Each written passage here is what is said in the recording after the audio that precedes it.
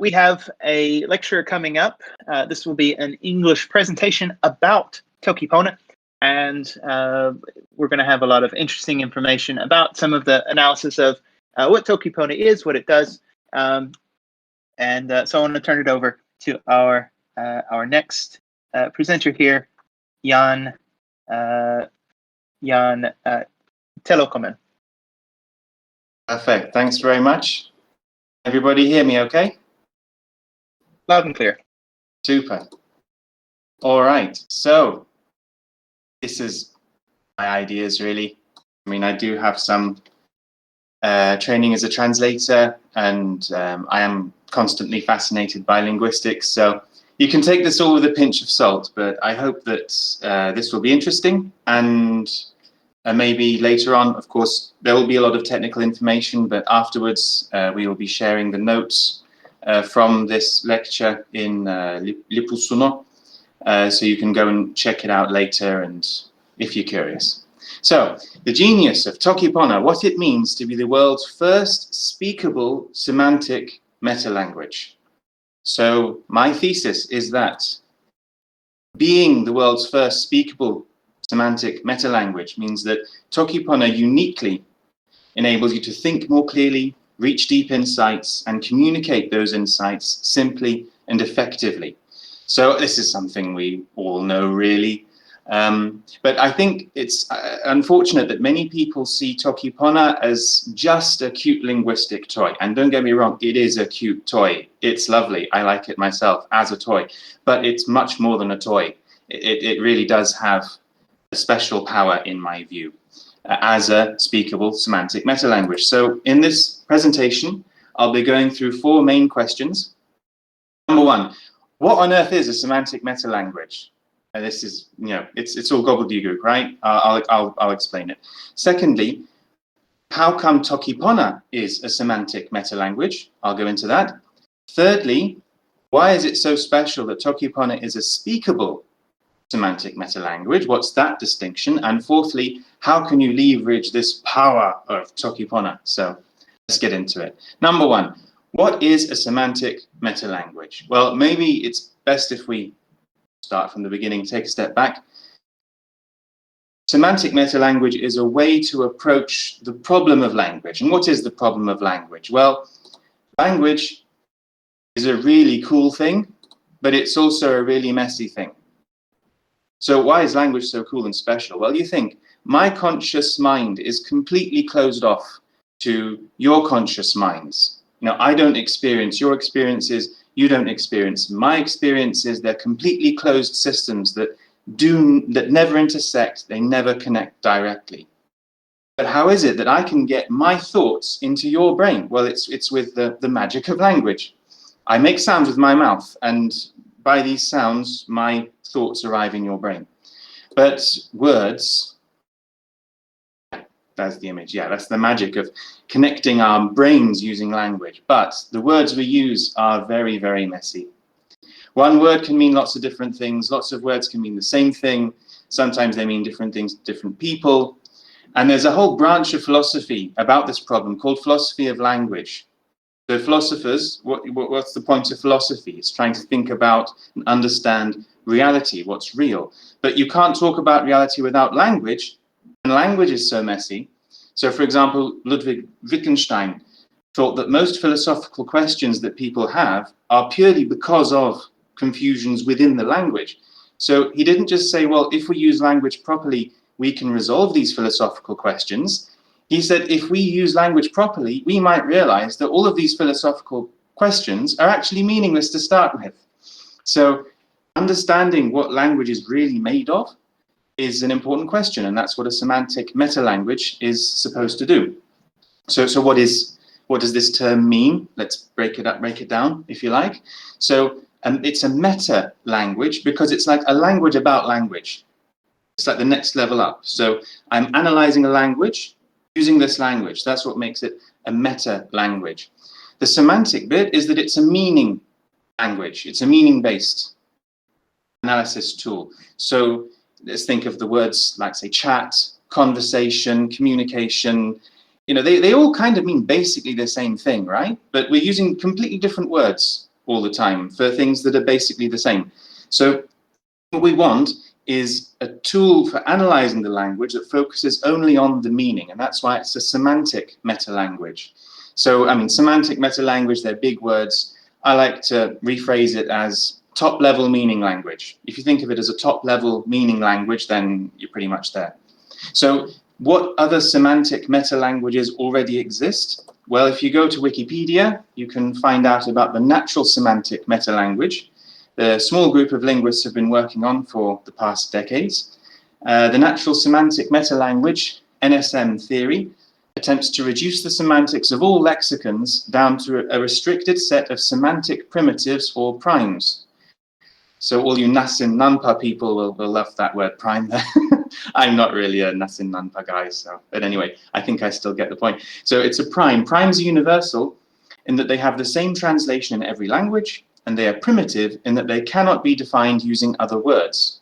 Primes are ordered together to form explications, which are descriptions of semantic representations consisting solely of primes. So if we break that down a little bit, a concept might have lots of smaller concepts inside it.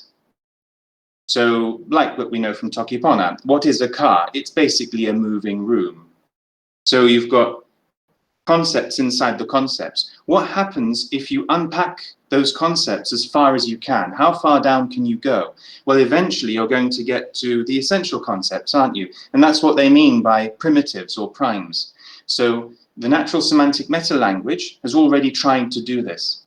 So another way of thinking about it, or a way I like to think of it, is like a kind of alphabet of thought. So if we think of logographies like Chinese characters, and we compare those with alphabets like the Roman Latin alphabet or Cyrillic, then that's a little bit like the difference between natural languages and meta-languages. Because if you think of the Chinese character set, although there is no fixed number. I mean, if you look it up, they say an educated Chinese person knows 8,000 characters. In a dictionary, you'll usually find maybe 20,000. But when you look it up, they reckon there are more than 50,000 Chinese characters. It's open-ended. But how many letters do you have in an alphabet? It's a fixed number. So according to ISO, the Latin alphabet has 26 letters. And of course, some languages have made some extra letters in the Latin alphabet for the requirements of the language, but it's still a fixed number.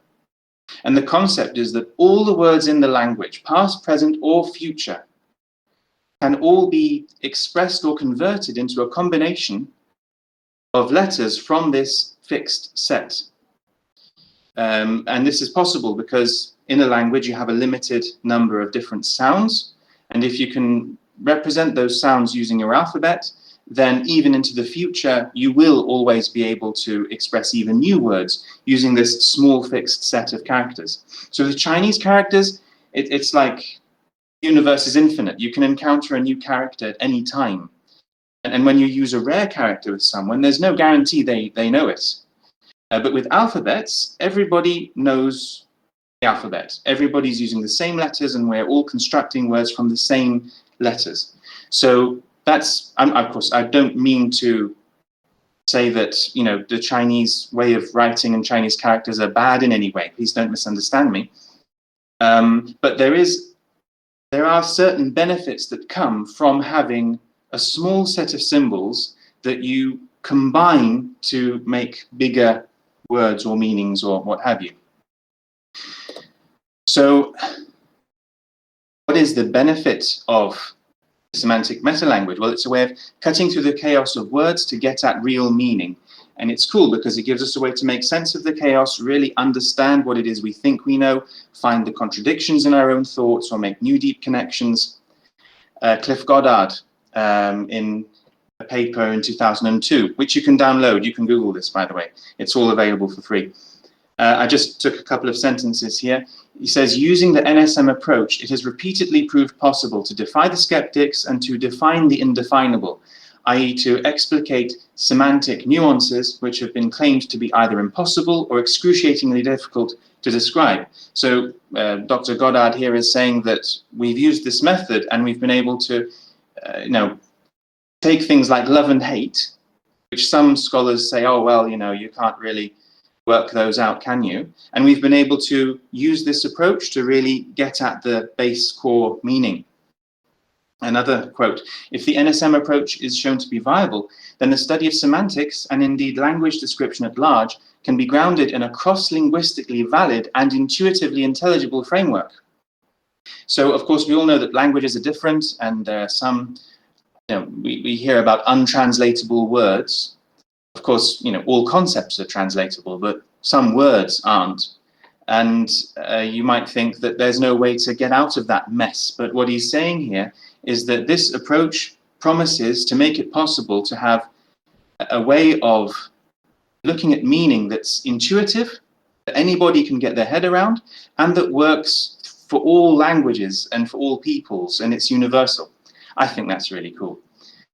So yeah, that's what a semantic meta-language is. It's like a top-level meaning language that helps us to get at the real meaning of things and to really analyze what it is that we think we know. So that's why I think that it's a cool concept. So how is Toki Pona a semantic meta-language? Well, it's a big claim to say that it is one, but how can we say that it fits the description, it fits the bill, it can function as one? Well, I would like to draw attention to three features of Toki Pona. Number one, you have a closed set of words. It's philosophically, ontologically agnostic, and it's also experience grounded. So I'm going to run through those three things right now. So number one, the closed set of words. Like we said a moment ago, with natural languages, just like with Chinese characters, how many words are there in a natural language? We don't have an exact number. Because the universe is infinite. You can encounter new concepts at any time. And you might learn a new word every so often because there's something new that you're discovering, which is great in a way, but there can be problems with that because when you encounter that new word for the first time, you might not know what it means, what to do with it. And then when you turn around and use that new word with somebody else, you don't know if that person knows the word. Even if they do, maybe they don't understand it the same way that you do. It's messy. But with Toki Pona, everybody's learning the same closed set of words. And of course, you know, because this is my interest, and this is why I'm coming at Toki Pona like this, I focus mostly on the on the Pu vocabulary from the 2014 book, The Language of Good. Of course, the community has come up with new words since, and that's great. I like to go for the minimalism side of things, so that's why I mostly focus on that set of 120 words. So, you know, for the purposes of this discussion, we're talking about Pu here. But once again, you know, it's all great. I love it all. So this closed set of words means that we all know the same words and we're all constructing meaning from the same materials. And Toki Pona owes this to the feature of being oligo-isolating.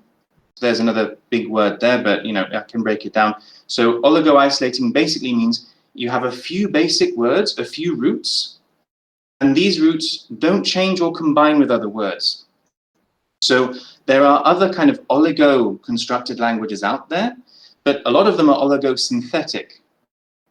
So an oligosynthetic language takes a limited number of roots, but then it puts those roots together to make completely new words with them.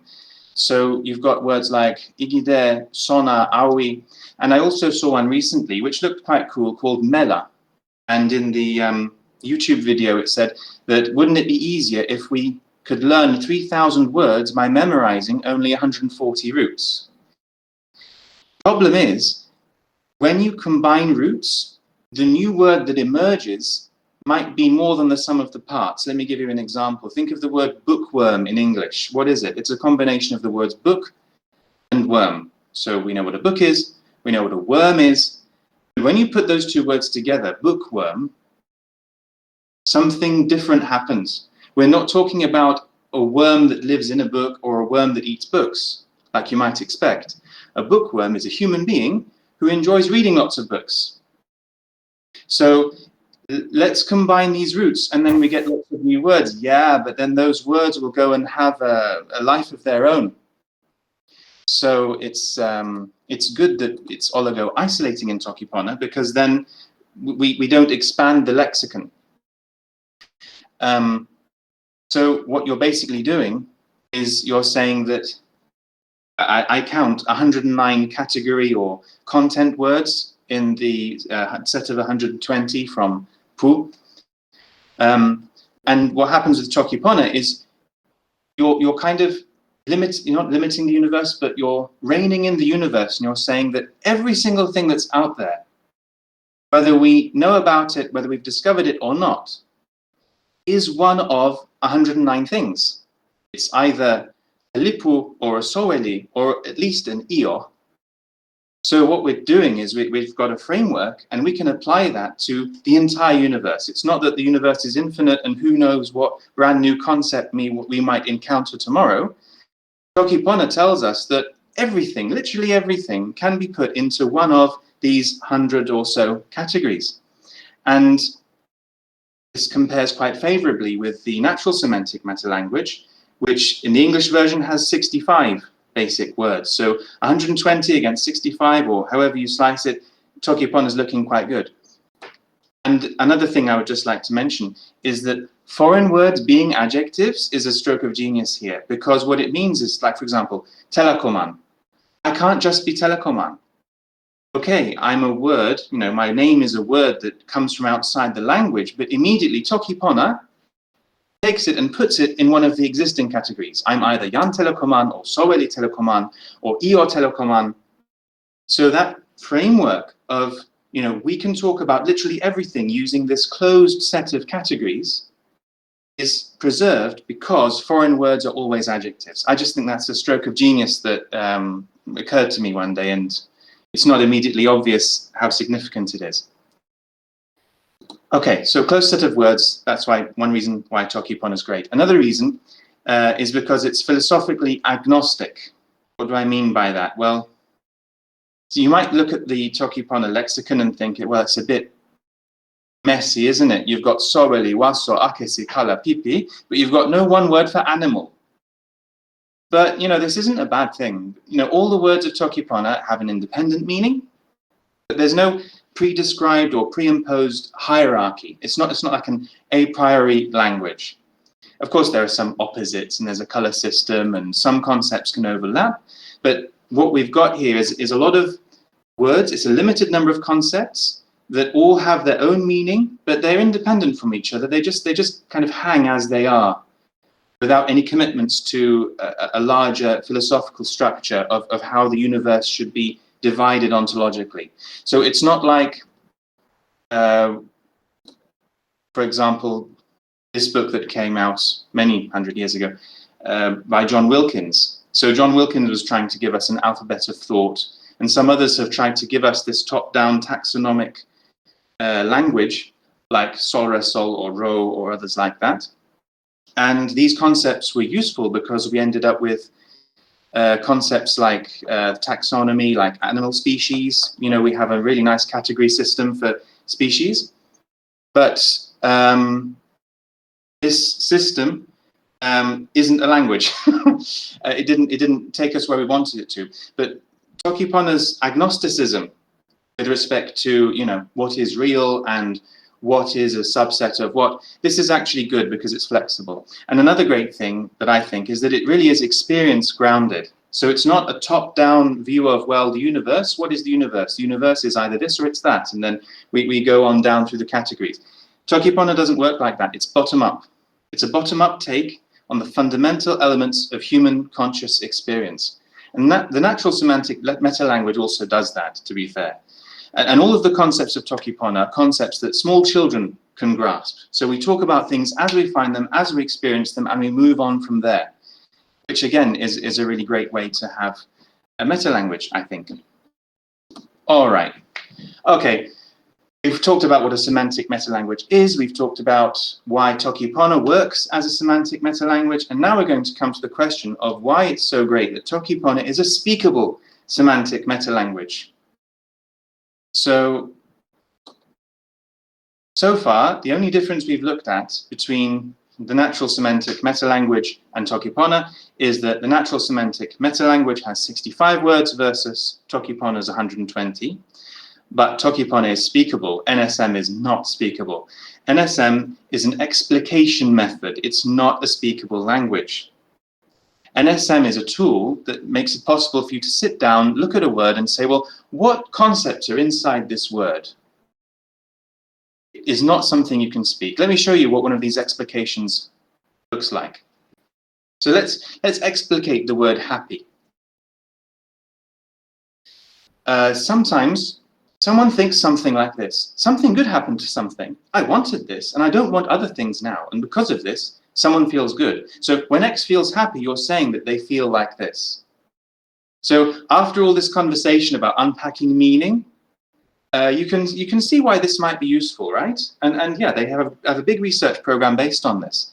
So I don't mean to diss it in the slightest, but it's not speakable. You can't speak NSM. So to give another example, the clown looks happy. What does that mean? Let's unpack that. The clown thinks something like this. Something good happened to me. I wanted this. I don't want other things now. Because of this, the clown feels something good. It's again, it's useful in its own way, but it's not speakable. So the fact that Toki Pona is speakable, I think, is great because we can leverage the language acquisition part of the brain and we can use it to communicate clearly. So if you've ever looked into second language acquisition is something in our subconscious. It's like little kids use language correctly without understanding why it's correct and without any effort. And it's because, our subconscious works out language all by itself when you get enough comprehensible input. Whereas when we have to study grammar and learn language consciously, that's a lot of work. So I guess you could say this is a weak Sapir-Whorf hypothesis, I don't know. But a speakable semantic, like meta-language, might help to leverage those parts of the brain that are in the subconscious and that aren't available to us directly when we're consciously analyzing. And the other thing is that if we use it right, then we can communicate more clearly what we mean when we talk with each other. So it's minimal assumed shared knowledge. So at the get-go, I only assume that you know about these 120 words and concepts. I can't start at the top level with words you might not know or understand the same way as I can in English. I can't bamboozle you. I have to start at the beginning. And so once again, this oligo-isolating thing is handy here for that reason. So look at the clown looks happy example. So, yan ni pipana musi lilukin samani ona lipilin pona. So, okay, happy is pretty close to what we already have in the lexicon, but we can do this. We can go all the way with this. I mean, I did an introduction to non-Euclidean geometry in this way over on YouTube, just to demonstrate that this is possible, that we don't need to limit ourselves by what we think we can and can't do. If you start from the beginning and you build it piece by piece, then you can get there. So, yeah. But of course, you have to negotiate the meaning. That's why I added this negotiated meaning. You can't just write an article, post it somewhere and walk away. You have to actually communicate with people. You've got to make sure people understand you. When you're doing that, then you are, in fact, speaking Toki Pona. You're communicating using Toki Pona, and you are really achieving this communication. Okay, so what did we say? It's a semantic meta-language. It's a top-level meaning language. Toki Pona can function as one, and it's speakable, which is great. So how can we leverage this power? Well, number one, I would say, is don't translate directly. Don't think of how you would say something in English or your own language and then just translate it directly. Direct translation isn't really possible, but this isn't a bug, it's a feature. So don't worry about direct, technically accurate translation. Imagine that you're speaking to a Toki Pona. So it might sound like an interesting concept, given that there isn't actually a place called Toki Pona, but we can imagine a Toki Ponan, or I like to do that, as a kind of refugee from the modern world. So a Toki Ponan has gone to sleep and woken up in a kind of remote tropical island where life is simple. And a Toki Ponan can still remember the concepts of the modern world, but now we're in the Toki Pona world. and we describe everything in terms of simple, direct experiences. You can talk about things from the modern world, but you have to talk about them in a way that a Toki Ponan will understand. Yeah, this is an old image. I know, the non-cute bit. Yeah, sorry about that. It doesn't belong to me, that's why I put the URL at the bottom. Anyway, so if you imagine a Toki Ponan, imagine the person that you're talking to, then talk to them, talk clearly to them, and then you'll get somewhere.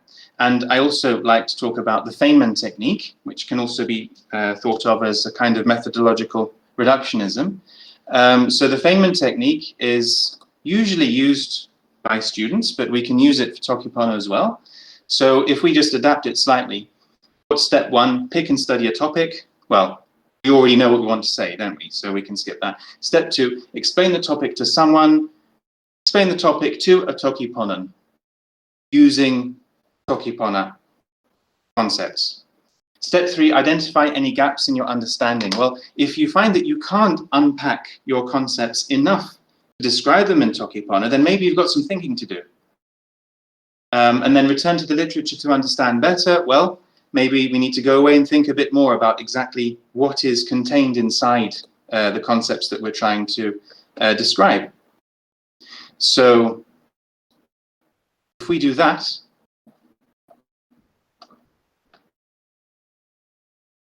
I'm sorry, am I still with you? I clicked in the wrong place. Yeah, okay. So if we do that, then we will be able to unpack all of our concepts into the concepts of Toki Pona and then put them back together again. So spending time in the Toki Pona world is a little bit like a holiday, a vacation, and that's great, but it can be more than that. So the Toki Pona world is a special place where we can stop and think about things from the real world, but from a distance in a special way. And if we do it right, we can come back to the real world with a fresh perspective and a deeper insight. So whether you're explaining your thoughts to yourself, or you're having a normal conversation, or writing an artistic work like a story or a song, or even designing a course to teach a technical subject, in your mind, go back to the Toki Pona world, start from the beginning, express yourself step by step, and then this will help you to leverage the power of Toki Pona to think more clearly, reach deep insights, and communicate those insights simply and effectively. So yeah, that's the end of the presentation. There is a small thing I would just like to point out. I only connected to the Tomo Suno chat later on, and there was one little thing. You're quite right. Toki Pona does reflect a philosophical perspective. What I meant was ontology. I mean, it's ontologically neutral. But again, that's something that you can go into yourselves.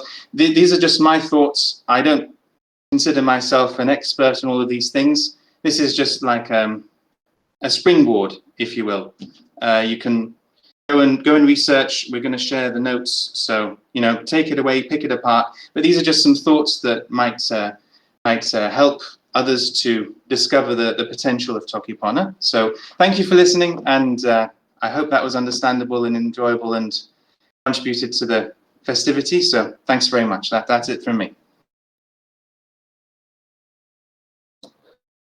Thank you very much, Jan Telekomen. Jan Telekomen is going to be back with us quite a number of times with a lot of different talks.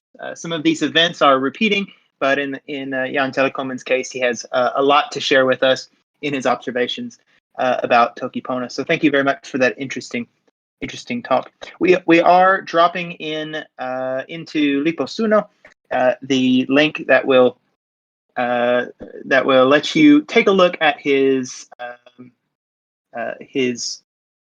slides there and all of his notes.